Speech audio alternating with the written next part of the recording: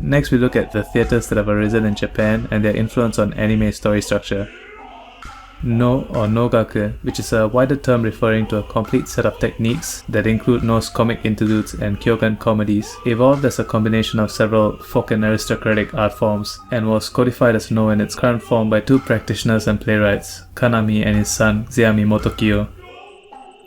There are two roles in No, the shite or lead, and the counterpart or waki. In the narrative, usually the waki happens upon the shite, and then through his actions gets the shite to reveal himself in a spectacle of dance and action. There's also the role of Kyogen or no-gaku comedian, who does a comic interlude between each 2-hour play in the traditional gobandate program, which consists of 5 2-hour plays performed from morning till dusk. During Zeami Motokyo's time, the aristocratic gagaku music was analysed as reflecting a new type of structure, which was called jo-ha-kyu. Jo-ha-kyu can be translated as beginning break rapid, which suggests that there's an introduction, then an escalation that takes a perceiver of the art to a sort of higher level of engagement, and then an intense speedy conclusion, presumably so the audience can stay as connected to the heightened mood of the play as possible. Another way to look at jo-ha-kyu is the more practical-minded translation of slow fast faster. Zeami took the use of jo-ha-kyu another step further and in his writings argued that pretty much everything used this pattern. Naturally, it was how he codified No plays, and to this day No has the Zeami 5-part jo-ha-kyu structure, 3 parts with the middle ha section further divided into 3 parts in the jo-ha-kyu pattern. The fractality didn't end there, and there were 5 No play genres that accorded with this 5-part jo-ha-kyu, which in the Edo period were seen one after another in a sort of daily super play called the gobandate. Along with the 5-dance structure, there was usually a larger 2-act unit to allow for costume change before the climactic last dan. The Jo section of each play level is the first dan, which is the play's auspicious beginning. In it, the waki or foil introduces himself and the setting, taking center stage for the only time. At the level of the 5-part gobandate, the first play is the god play. In the god play, the lead or shite is a disguised god, often an old man, who listens to the waki's troubles, then tells the waki to perform some task. The middle or climax often involves the waki struggling to perform that task. When he finally succeeds, the god reveals himself in a celebratory dance, and then helps the waki and often the people. Thus, the play itself is an auspicious beginning to the gobandate. It communicates that higher powers are watching over the play and specifies the type of divine authority that the audience is now connected to.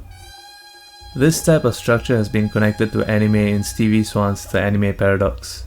I haven't bought it and only heard a radio segment, so I might be off on my own track with this, but I remain confident in my interpretation. Anime can be thought of as having its own 5-part nesting structure, in each episode, in each larger story section or saga, in each season, and probably it could be extended even further. There are 2 common season formats, 12 episode and 25 episode. 25 is nice because it divides by 5, and sagas in these seasons are usually near 5 episodes long.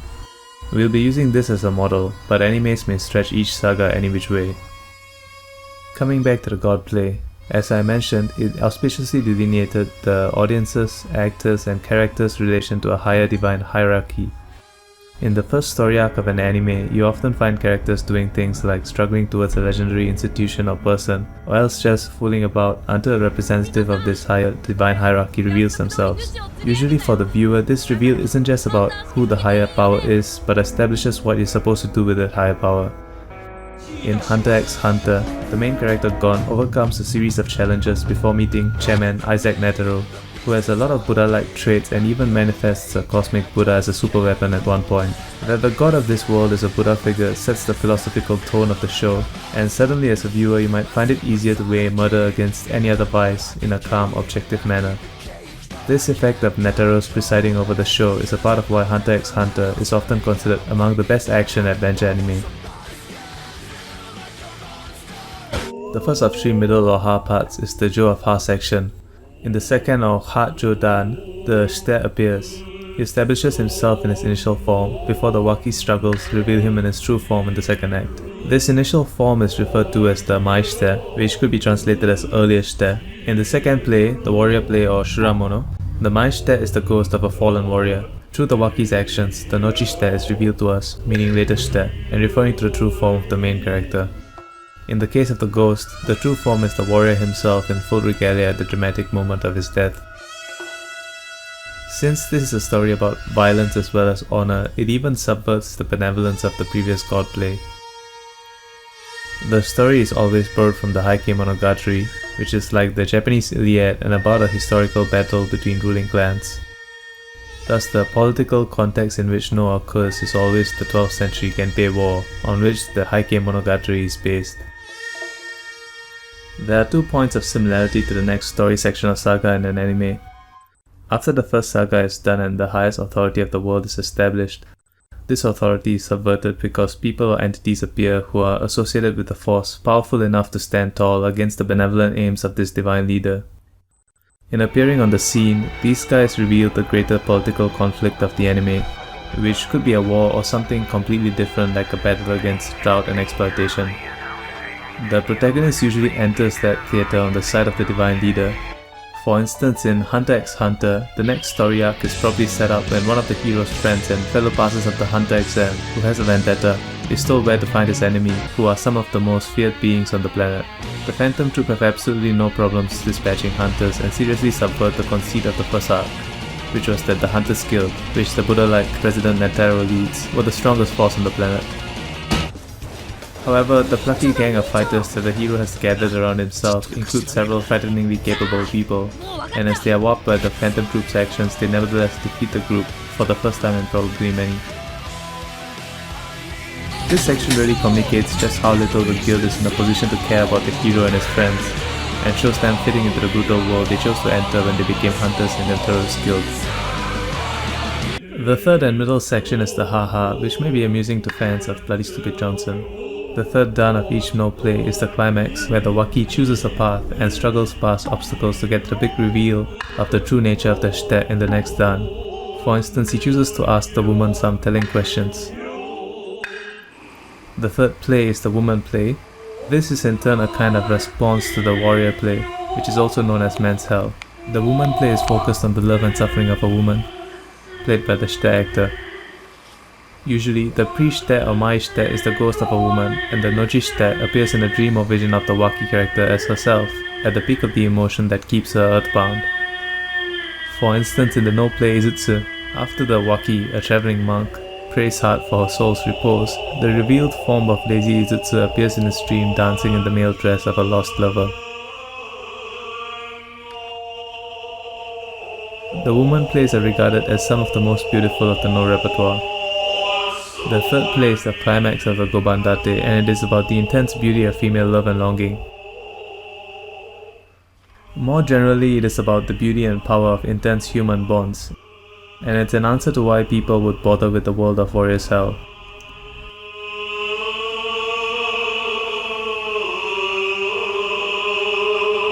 In an anime, this would be when the development of one or multiple loves, powerful friendships, or even kinships, like between rivals or enemies, takes center stage and becomes fully established.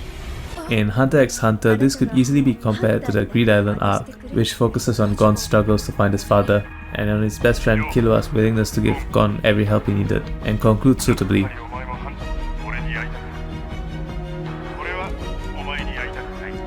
Let's look at high school romance instead. This part of the Clannad anime would be episodes 15 to 18, which is where the extent of the growing bond between the main group of characters is really established. It starts off with the whole bunch who are not really interested in drama, deciding to re-establish a drama club they would have to participate in every week just for the sake of the female lead.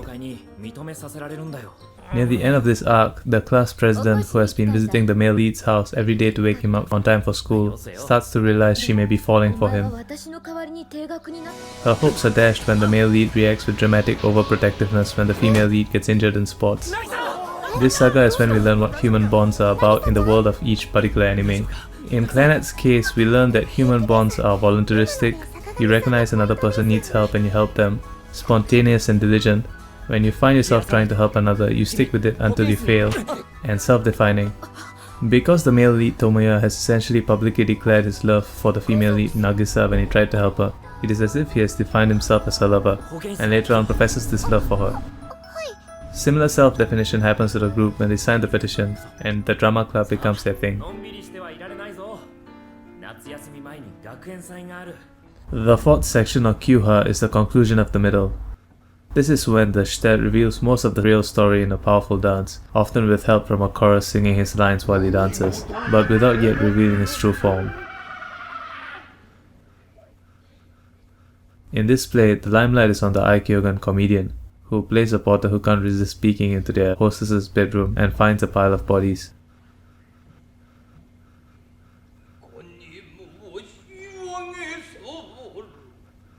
The fourth play of the gobandate or 5-play program is one of the miscellaneous plays. There are 3 main categories, but the most important is Kyuran mono or crazed plays. These are plays where someone driven mad by a terrible personal event is counseled and released from or comes to terms with that burden. The other entries in this category include Genzai mono or present day plays which are about present day events, and Onryo mono which are about vengeful ghosts. These all provide a kind of contrast with or interrogation of the theme of beautiful female love in the third play. The general concern of all these plays is the patience, resolve and wisdom of the waki, often as a counselor or just as a person acting with bravery and good judgment. This story section in anime is usually where the decision making of a companion or mentor powerfully changes the context of the main character.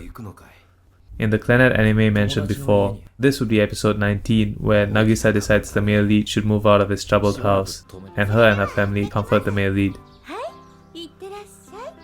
Let's try to use 12 episodes per season anime instead. Any 12 episode anime with a deep story, or in other words dense themes, tends to squish the no categories one way or another, and we'll use the later Giraiyu codification of jo-ha-kyu for Kabuki and Budoku to study these. We'll use a simpler 12 episode anime, Tantei Opera Milky Holmes. In each of these shows' 2 seasons, the 4th story section would be centered around the episode when their beloved student council president, Henriette, removes them from their comfort zone. In the first season, she expels them from the school, their stipend and their lodgings. In the second season, she destroys the entire school. In both cases, the end result is that their powers as heroic naturals return later on.